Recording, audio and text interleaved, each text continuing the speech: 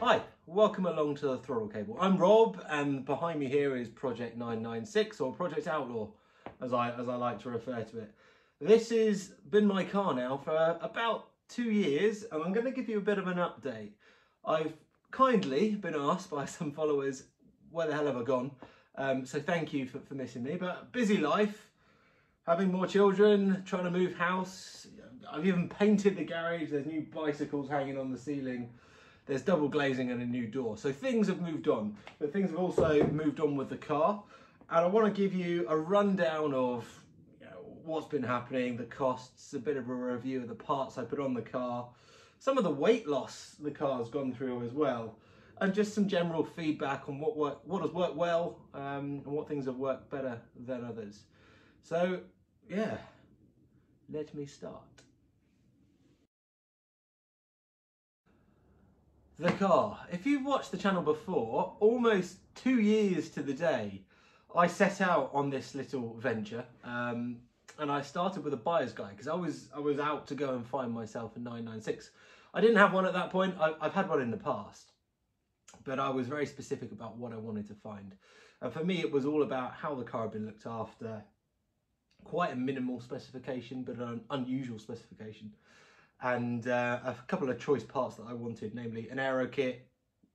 I wanted a sunroof, and I wanted something slightly unusual. I got a paint to sample car in the most unusual white, but back in 1998 you couldn't get a white car. They weren't a thing. Yeah, this is paint to sample Grand Prix white, believe it or not, and it's one of a handful of white 996s that are in the UK. It was a 3-owner car. It spent its life in the Porsche dealership every year for its servicing, and not a penny has been skimped on it. So I happily bought a fantastic example, which will translate to some of the costs, but not all of the costs of running the car. So yeah, if you're looking for one, check out that video. It is about as straight with information as I could possibly be. I've been accused of it being dull, and I should have had some more jazzy graphics in it, but yeah, it is just what it is. It delivers the information of what you need to go and buy a decent 996. And testament to that, I got one. It's amazing, and it's doing me proud so far. So let's jump into what's been happening with the project, and I'll give you some of the costs around it, what it's been. So 2 years in, here's the bottom line. So this is my Bible of everything. It's got everything in it, from the service records, the receipts, everything that's been spent on the car. What I'll do, I'll go through, I'll try and go through everything on the outside of the car, what's visible from the outside, or you can hear it from the outside. And then I'll have a look at the inside of the car and take you through some of the changes there. I've also got a rundown of all of the weight that's been removed from this and the effective change that's had on brake horsepower per tonne, which is actually really pretty cool. Right, so this is almost in chronological order of when I first got the car. This little spreadsheet here is all of my costs that I've kept, I want to say an iron or track on. It's spiraled out of control, but let's put things in perspective. What used to be parked here was a 997 GT3. I sold that because we're moving house. This house that I'm sat in, we're going to be moving out of quite soon actually, but means to an end. I then decided I wanted a 996 to replace the GT3, and I wanted to make it my own. So I had a budget in mind, and it was a healthy budget, let's be honest. I knew what it was going to cost to make the car what I wanted it to be, and I was willing to pay for decent car. So back in, what are we now, 2021, 2019, I bought this car in the depths of December. I like to buy cars in December because typically the market's slow and you don't have to act as fast and you can get a decent deal. But hey ho, I bought this car. It was £18,000, the car. And it is about as immaculate as a 996 can be. I bought it with 65,000 miles on the clock. I said earlier, 3 owners and a full Porsche service history, which was pretty much on the button. I then took it, when I bought it, cleaned it up, took it straight down to 9X Motorsport are in Maidenhead. Thoroughly recommend them, by the way. Brilliant set of guys. And I had it put through a service, and I asked them just to check everything and tell me warts and all what it needed doing. And they essentially told me, Rob, it doesn't need anything doing. It's super clean underneath. And yeah, you just crack on doing whatever you want to do, which meant my contingency budget now became a modification budget. I mean, hallelujah, what a better outcome could you wish for than that? So that's how it all began. So where did we start from? I mean, I've literally got everything down here from, I bought a new key fob, I bought a new service manual holder, but things really started changing. First of all was the radio in the car. The radio in these cars, typically, it's rubbish. I mean, this is the premium sound system with an amplifier, more speakers than normal, speakers in the doors, dash, rear cards. And it's still a bit pants, and it's got no Bluetooth connectivity. So I changed it for a Continental head unit. The Continental head unit, it looks just in keeping with the car. It's brilliant. It's sort of age appropriate for the car. I made a video of that, and I've never seen so many 996s with Continental head units. I don't know if everybody discovered it at the same time, or it's just coincidence that I chucked a video up. But I think Continental owe me a few quid for the number of these they seem to have shifted into 996s and 986 boxes. But they look the part. If you need a new radio and you want some Bluetooth connectivity, go get one. That and a wiring harness cost me the best part of 150 quid. Money really well spent. What else did I get? Oh, next up I got a centre console delete. Centre console delete, oh, and wing bolts. I got some new bolts for underneath the wings. Basically, I'll start here because I'm touching it. Under here, the bolts start to corrode. So I went to Porsche and bought some new ones. And within about 3 weeks, they started to corrode again. So I went to Screwfix and bought some stainless steel ones, and they've been fine ever since. So yeah, the bolts that Porsche tend to use are rubbish. If you can use stainless, this is basically what I've carried forward. Everything I've done on the car, I've always put stainless bolts back on where I can, where there's not going to be any sort of issue of things seizing together. And it just, longevity, it'll outlive me, that bolt. Absolutely brilliant. So yeah, centre console delete, that was the next up. It really frees up the space inside the car. It gets a load more space for your left-hand leg, on right-hand drive car obviously. If you've got a left-hand drive car, but your right leg. Either way, much more space, and you're not kind of closed in with your knee banging off the side or something. And it makes the dash so much cleaner. It's really nice. It's not cheap, so that was £200, and I bought the stuff from Design 911 at the time. I'm sure it's cheaper from a dealer, but convenience, I was a sucker for that. And that's a really nice, it lifts the interior, makes it a bit more 993-like. God, I'm going to get shot for saying that, but it does. It's really nice.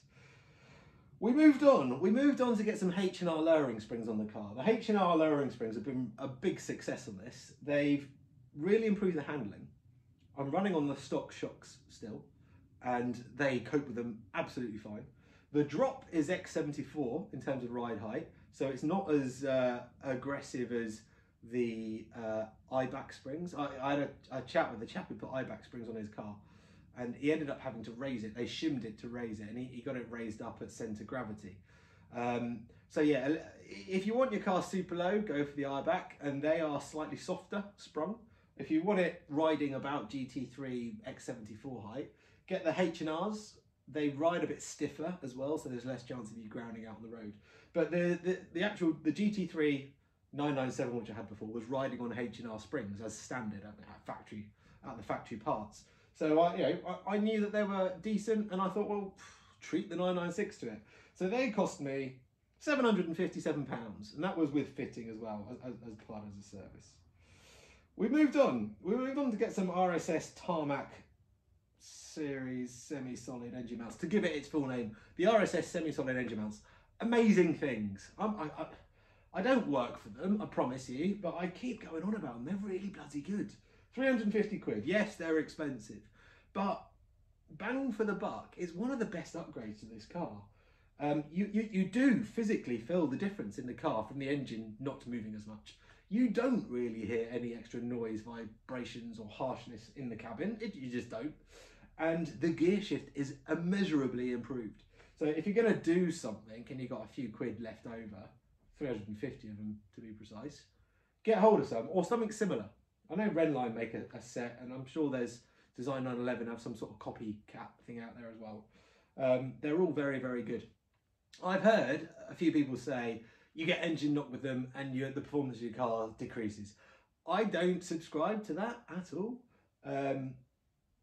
Porsche Cup cars, they have solid engine mounts, not even semi-solid, solid. They seem to go all right. I've seen a few of them buzz by. So yeah, I don't quite go to it. If you've got a lightweight flywheel and other stuff to the engine, then I can see what might happen there. But if your engine is standard, like mine, bloody brilliant upgrade. Go for it. Next, a Rennline aluminium shift knob.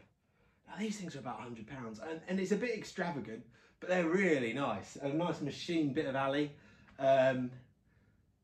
Impractical because in summer it's hot, in winter it's cold, but for 8 months of the year, damn, it's cool. Really, really nice. If I was going to do it again, I might look at a wood shifter. I might do, but it works for Ferrari. It works for me. I think it's really, really nice. So yeah, we moved on and we stuck with the interior, and I then went on to a Momo wheel, a Momo steering wheel.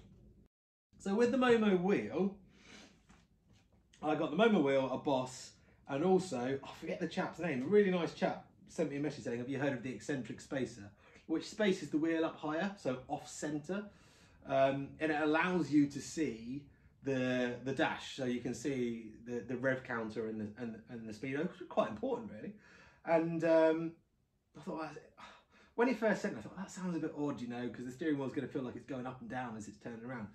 And then I measured the stock steering wheel, and it's exactly the same. It's eccentrically spaced, so that if you turn it 180 degrees, it would be closer to your legs because it's at the bottom of its spacing at that point. Never noticed it, never realised it. Been driving with it since I had this car. I first noticed it because I drove my wife's family car. That's got it too. Pretty much every car has an eccentrically spaced steering wheel. You just don't know it. So yeah, all that together, that was £350. It does add up. I then went on to get some wheels, and getting wheels for a 996 or any Porsche for that matter, it's a bit of a pain because of the PCD. The spacing is completely different to any other cars. And I ended up going, do you know what? I'm not going to compromise. I'm going to get some wheels made for myself. And seemed a bit silly at the time. It seems a bit silly when I think about it now. But Braid, a company called Braid, they're Spanish. You can buy any wheel from them, custom made. They have just like blanks and they machine them out on their CNC machine to give you bonza brilliant wheels that are exactly to your specification. They're motorsport wheels. They're not sort of street wheels. They don't have like nice center caps to make them look all clean, and you know the finish to the center of them where it's machined out is raw aluminium. It's not even lacquered, it's just raw, so you've got to keep it polished and nice. But they're brilliant. They're ridged on the inside of the barrels, so they're super duper strong. They're actually designed as Tarmac Rally, Tally for short, Tarmac Rally motorsport wheels. So you could whack them round a Welsh rally stage and they'd stay true. I mean, around here I live in a relatively rural area, so the fact that they'll deal with potholes in my kind of situation is a complete bonus. So with them, and then some tyres, fitting, etc., £1,750. Does start to add up. Then fire extinguisher. I wanted a fire extinguisher. Who doesn't want a fire extinguisher in their car? Mainly because it looks cool, but also because if you do have a fire in your car, it is kind of handy.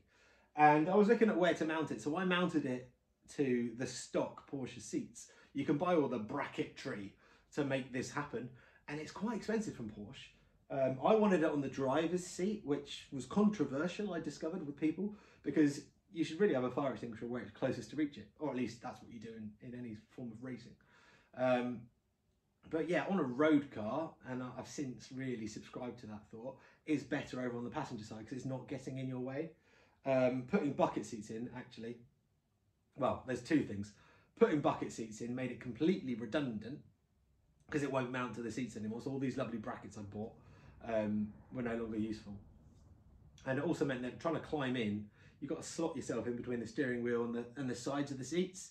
So yeah, it didn't work out so well, that, because well, one, it wouldn't work on the driver's side with a big high bucket seat anyway, and two, it wouldn't work because it couldn't mount to the seat. So everything all together, yeah, £320 to get a fire extinguisher in the car. Sounds a bit stupid now I read it back, but yeah, I still like it. It's still cool.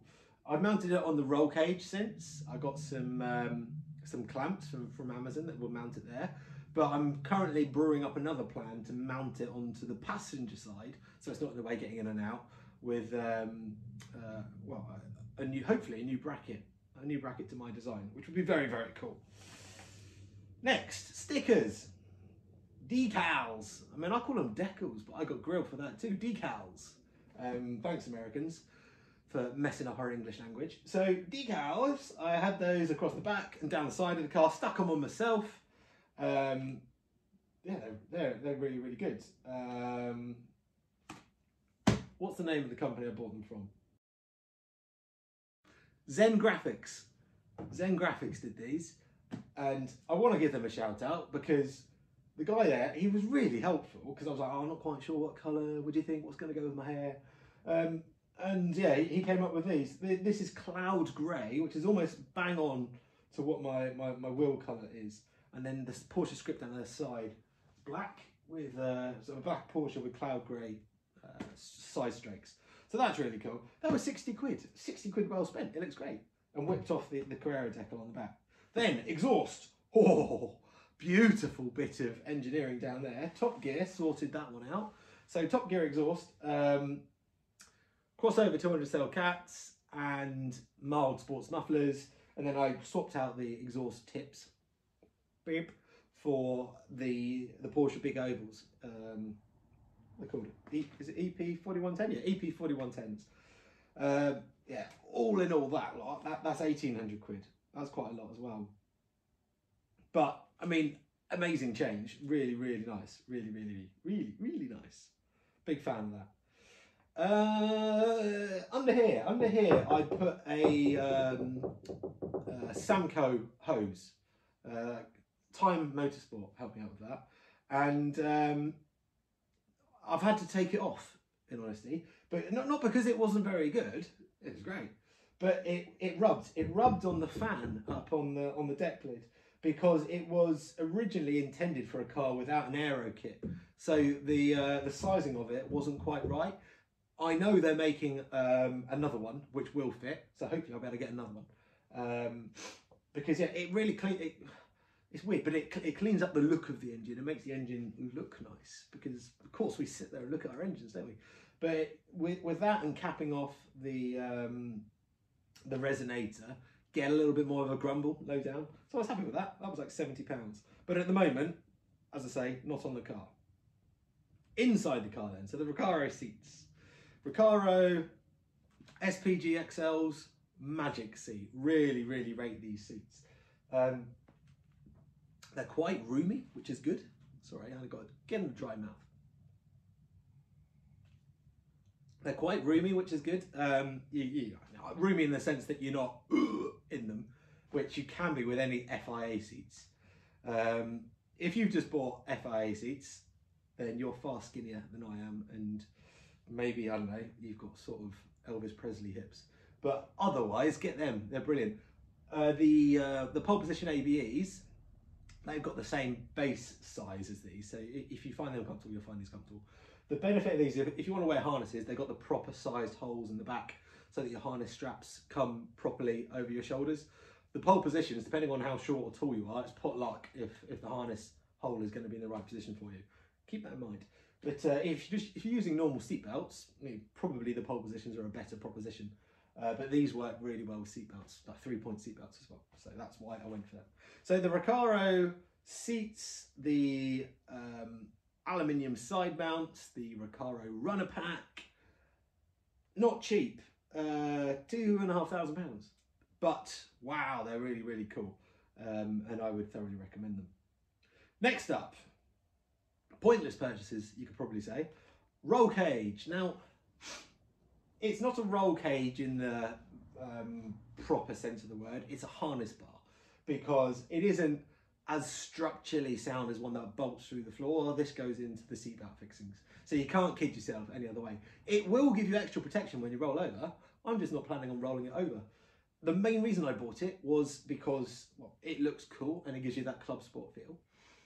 And these are like, well, rocking horse droppings, basically. This is the one that was made, I believe it was made for a year or less than a year of production. And when they launched the 997, they updated the roll bar with this version, the Panamericana bar. Most people only know the Panamericana in the 996 version, which basically had no cross bracing whatsoever. It was just the bar. Then there was the harness bar version, and then they moved on to this. So it X-braced with the harnesses in between the X. So the X actually holds the harness straps together so they can't spread out. So it's really clever.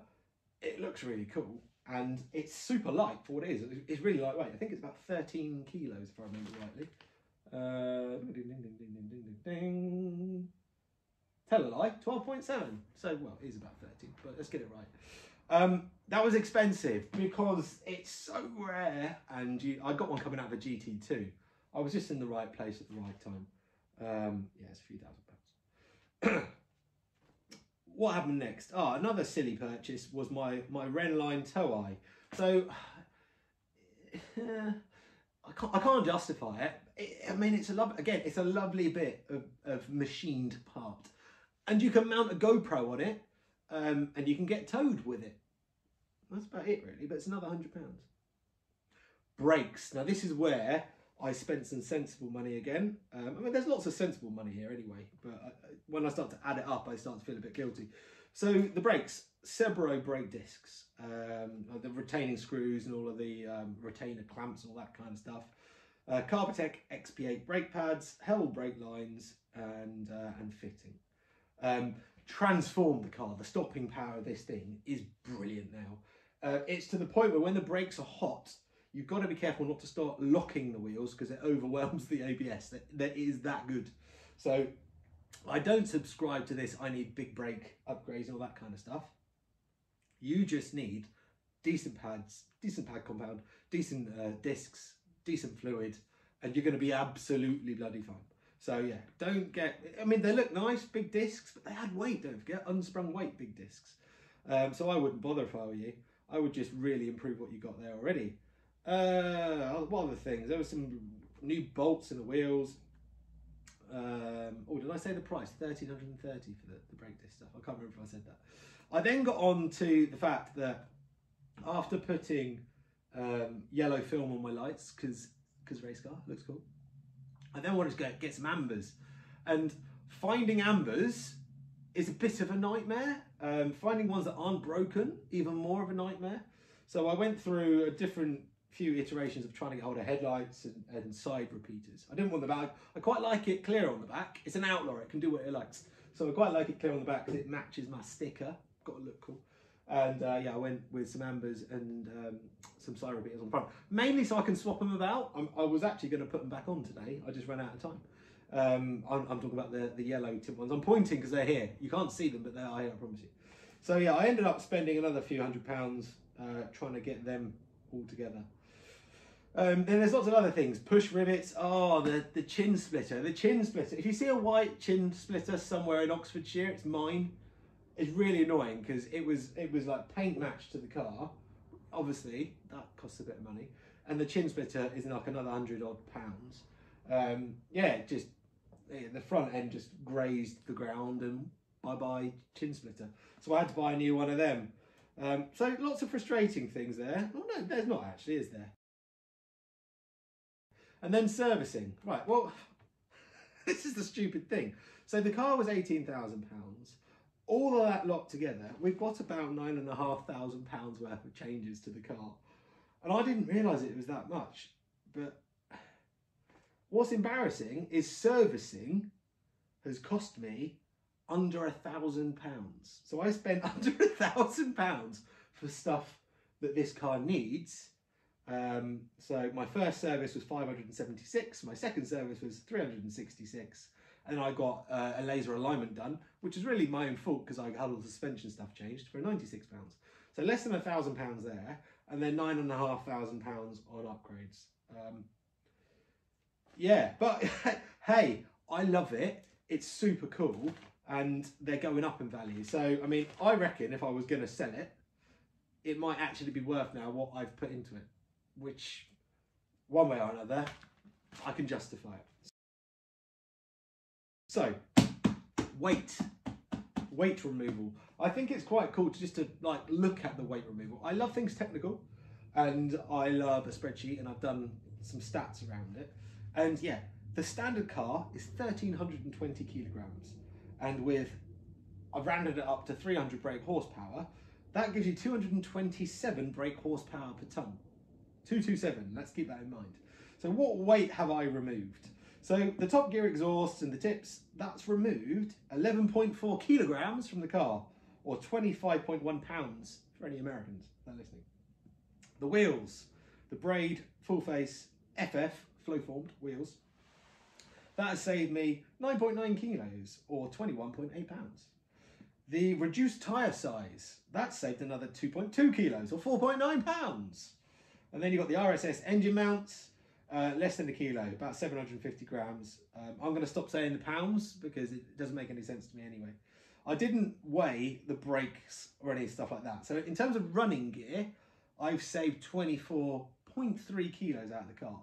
The interior, so the center console delete doesn't just look cool, it saves you 1.34 kilos. That's important. The Continental radio and loom is actually really quite lightweight because it's not a CD player, it's a radio and a Bluetooth receiver. So that was saving another 460 grams. Doesn't sound a lot, let's keep adding it up. The Momo steering wheel saved me another 1.4 kilos, 1.48. The Recaro seats and fixings, they saved me 17.8 kilos. I love this one. Rear floor mat delete, 800 grams. I don't need rear floor mats because I don't have any rear seats. The rear seat delete, 12.9 kilos. So that's for the seat backs, the seat bases, and the seatbelt hardware that you can get to, i.e. the receivers and stuff. I then went on to remove the seatbelt reels, and I had to get the side panels off to do that, and that was another 1.5 kilos. I then went round to the front and I took out the spare wheel, the CD changer, and the toolkit. So 13.9 kilos with the spare wheel and all the toolkit in it, and then another 1.9 was a CD changer. And then I then changed my Renline gear knob and it was 100 grams lighter. There you go. Weight added, I've added weight. So my tech equipment cage, 12.7 kilos, and my fire extinguisher, 2.5 kilos, and my frivolous Renline towing eye, another 500 grams. So all in all, wrapping it up, I have saved 60.78 kilos. Now the interesting thing is when you look at the brake horsepower per ton gain, that translates into an extra 10.97 horsepower, so 11 extra ponies per ton, which, you know, that's real world stuff. Next up, I'm going to lightweight the battery. I'm going to look at the sway bars, the anti-roll bars, maybe go for some hollow ones or something like that with that as well. So there's more weight to come out, and I think by that point I'm probably going to be up to about a 70 kilo weight reduction, which is a person, it's a human, not in the car. So it's a self-driving car at that point. So yeah, that's everything. I spent a lot, I saved a bit of weight, I've had a lot of fun, and well, the video, the YouTube channel, I created this specifically to buy a car, and it's got 145,000 views as I talk right now, which is just amazing. So thank you to everybody that supported the channel. We're 2 years in. It's basically been locked down the entire time I've had the car. I've probably done less than 4,000, maybe 5,000 miles in it since I've owned it. But it's been really good fun. I've had loads of nice feedback on the channel in the comments, loads of great suggestions as well, which I really appreciate. So, you know, if you're enjoying it, leave a comment, say hello. I try to reply to everything that's down there, you know, time permitting. And why not like it and subscribe if you haven't already. If you've come this far, crikey, I can see it's about 30 minutes worth of chatting I've done. So I'll try and trim that down by the time I get to the cutting desk, my cheap PC in the house. And I look forward to doing another video. So thank you very much, guys and girls. I'll speak to you soon.